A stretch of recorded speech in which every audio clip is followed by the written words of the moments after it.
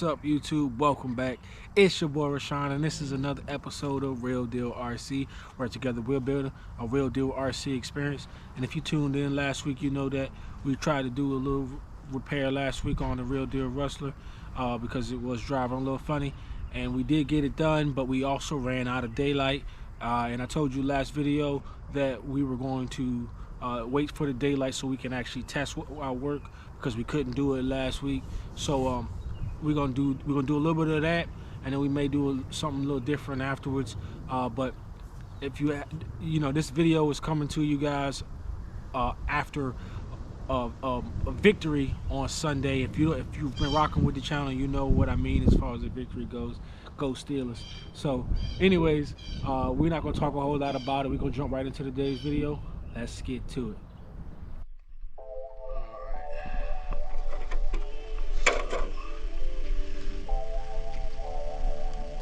I'm gonna do a whole lot of go crazy too much. I just want to just do a couple passes maybe and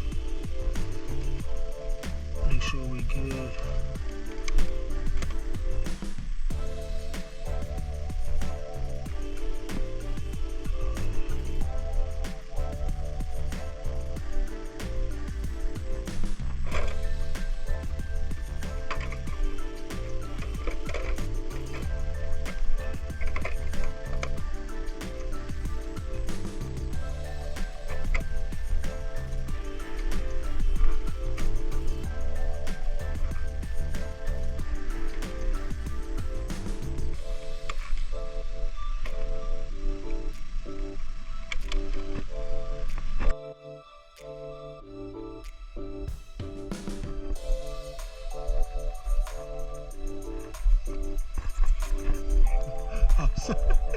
Sorry about that.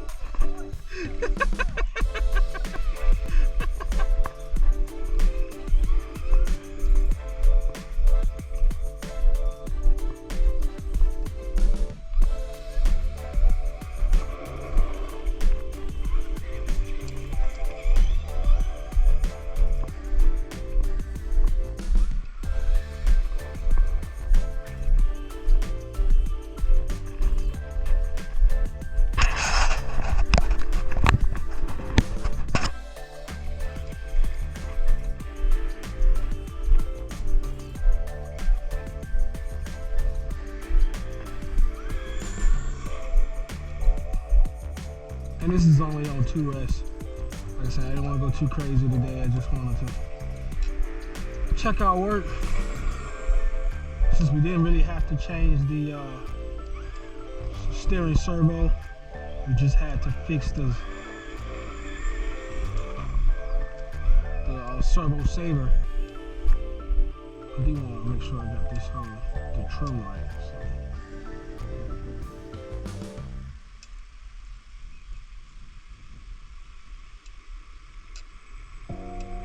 Still looks a little weird, like one of those wheels is like turned inward.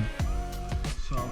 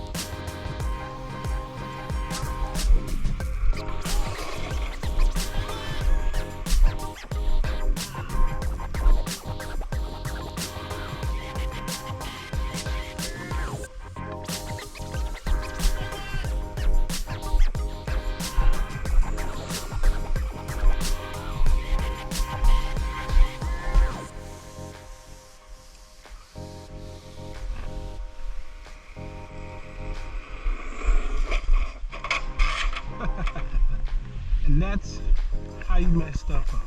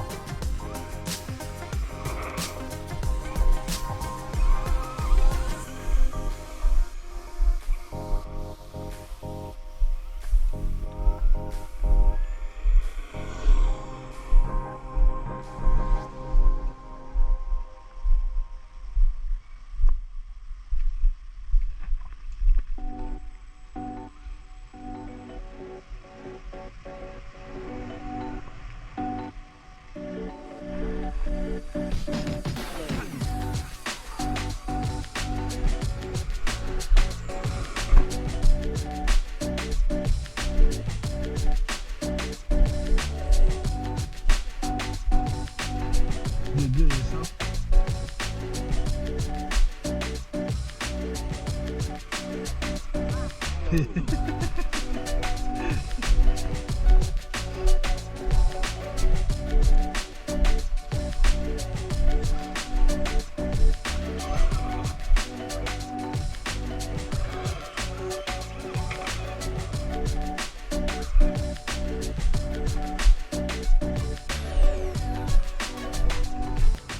All right, so like I said, I just wanted to test our work, so I wasn't going to do a whole lot of driving of today. So but like I said, that part of the video was really short, but like I said, I kind of wanted to do something different. I wanted to talk a little bit about the car that I'm rebuilding.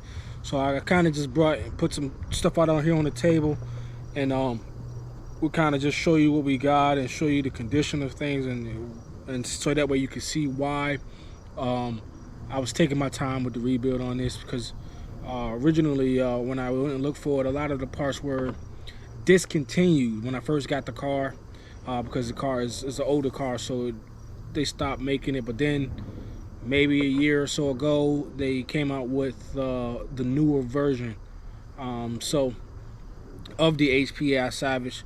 So now that means there's parts available, so I probably have to, with some of these parts, I'll see if I can salvage and restore, so that way we don't have to spend arm and leg on parts and stuff like that. But there is some stuff that I can tell right off the rip that I'm probably gonna have to replace. So like I said, I just wanted to kind of do a little bit of talking about that. The weather is changing up, so when that happens, I normally do a lot of like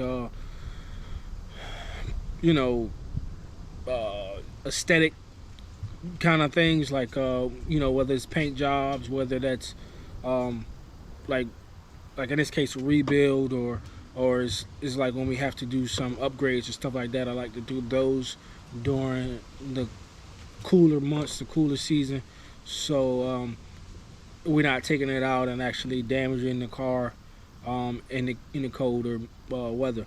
But I mean, we're still gonna do some driving, and obviously, but it's just, then we gotta kind of we can't do a whole lot of like really hard bashes, because depending on your parts, they tend to break a little easier when it's colder. The plastic doesn't flex like it does when it's warm outside. So but like I said, I'm just gonna kind of go over some things, and so that way you see what we got, see what we've already, like I said, I've already broken everything down, so you see what we've broken down and what we're looking at and what we probably gonna have to replace.